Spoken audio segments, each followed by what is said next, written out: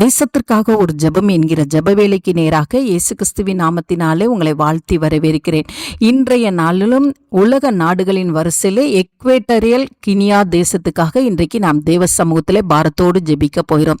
சுமார் 16.4 லட்சம் மக்கள் தொகை கொண்ட இந்த தேசத்திலே கர்த்தருடைய ஆளுகை ஊற்றப்படும்படியாய் ஜெபிப்போம். இந்த தேசமானது 2 பகுதிகளாகவும் 8 மாகாணங்களாகவும் பிரிக்கப்பட்டு இருக்கிறது. இங்குள்ள மக்கள் தேவனை அறிந்து கொள்ளும்படியாய் நாம் ஜெபிப்போம். விசேஷமாக இங்கு 88% கிறிஸ்தவர்கள் இருக்கிறார்கள், 5% மதமில்லை என்பவர்கள் இருக்கிறார்கள், 4% இஸ்லாம்கள், மற்றவர்கள் பாரம்பரிய நம்பிக்கையிலே இருக்கிறார்கள். இன்றைக்கு இம்மக்களின் ரட்சிப்புக்காக தேவ சமூகத்திலே பாரத்தோடு நாம் ஜெபிப்போம். இதன் தலைநகரமானது மலாபோ என்கிற நாடு என்கிற தேசமாகும்.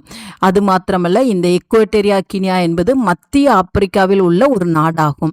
இந்த நாட்டின் மக்கள் ரட்சிப்புக்காகவும் இந்த நாட்டின் மக்கள் சாட்சியுள்ள வாழ்க்கை வாழும்படியாகவும் தேவனை பிரதிபலிக்கிறவர்களாய் காணப்படும்படியாகவும் தேவனுடைய 2ஆம் வருகைக்கு ஆயத்தமுள்ளவர்களாய் இந்த தேசம் காணப்படவும் நாம் ஜெபிப்போம். நாம் யாவரும் கண்களை மூடி தேவனை நோக்கி பார்ப்போம்.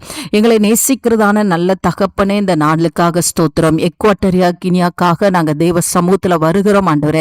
சுமார் 16.4 லட்சம் மக்கள் தொகையை கொண்டு இருக்கிற இந்த தேசத்துல கர்த்தருடைய ஆளுகை ஊற்றப்படட்டும் ஆண்டவரே. ஆண்டவரே, கர்த்தர் இந்த தேசத்தை நினைத்தருளும்படியாய் ஜெபிக்கிறோம் சுவாமி. இங்குள்ள கிறிஸ்தவர்களுக்காக நன்றி செலுத்துகிறோம். இங்குள்ள திருச்சபைகளுக்காக நன்றி. திருவசனத்தை கேட்கிறவர்களாய் மாத்திரமல்ல ஆண்டவரே, அதன்படி நடக்கிறவர்களாய் ஆண்டவரே, தங்களுடைய சாட்சியுள்ள வாழ்க்கையின் மூலமாய் ஆண்டவரே தேவனை பிரதிபலிக்கிறவர்களாய் காணப்பட கர்த்தர் உதவி செய்யுங்க சுவாமி. ஆண்டவரே, எல்லா பாவ பழக்க வழக்கங்களிலிருந்து இந்த தேசத்தை கர்த்தர் விடுதலையாக்கும்படியாய் ஜெபிக்கிறேன் சுவாமி. ஆண்டவரே, உமக்கு ஸ்தோத்திரம் ஆண்டவரே, உமக்கு நன்றி அப்பா. தெருக்கள் தோறும் பரிசுத்தமாக்கப்படட்டும் ஆண்டவரே. வீடுகளுக்குள்ளே ஒரு பெரிய எழுப்புதல் உண்டாகட்டும் ஆண்டவரே. ஜப அபிஷேகம் ஊற்றப்படட்டும் ஆண்டவரே. திருச்சபையிலே ஆண்டவரே ஒரு அசைவு உண்டாகும்படியாய் ஜெபிக்கிறேன் சுவாமி. உம்முடைய அக்கினியானது ஆண்டவரே இந்த தேசத்தின் மீது ஆண்டவரே ஊற்றப்படும்படியாய் ஜெபிக்கிறேன் சுவாமி.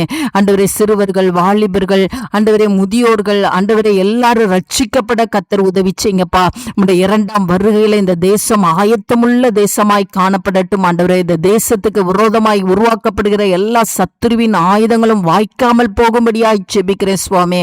கர்த்தர் இந்த தேசத்தை இந்த நாளில் நினைவு கூர்ந்து ஆண்டவரே, இந்த தேசத்தில் இருக்கிற ஒவ்வொரு மக்களையும் ஆளுகிறவர்களையும் கர்த்தர் ரட்சித்து ஆண்டவரே அப்பா உம்முடைய பிள்ளைகளாய் கர்த்தர் நிலைநிறுத்தலும்படியாய் இயேசுவின் மூலம் ஜெபிக்கிறேன் நல்ல பிதாவே. ஆமேன், ஆமேன்.